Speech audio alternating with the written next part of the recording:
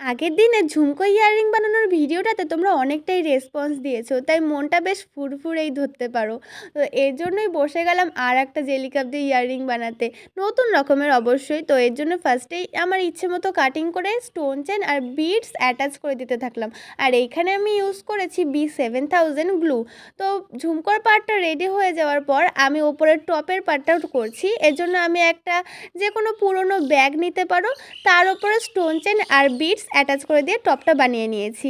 এরপর আর কিছুই না, একটা হুক, জাম্পরিন আর ইয়ারপিন অ্যাড করে দিয়ে টপের পার্টটা আর ঝুমকোর পার্টটা অ্যাটাচ করে নিলেই রেডি হয়ে গেল আমাদের 2 টাকার জেলি কাপ থেকে 200 টাকার ঝুমকো ইয়াররিং। তো আমিও একটু পরে দেখিয়ে দিচ্ছি, অবশ্যই কমেন্ট করে বলবে কেমন লাগছে। আর এই দেখো, এদিকে আমাদের মহারাজ সিংহাসনে বসে আছেন, এমন একটা লুক নিয়ে বসে আছে যেন ওই এই বাড়ির মালিক আর আমরা চাকর বাকর। তো দেখা হচ্ছে পরের কোনো মিলি ব্লগে। বাই।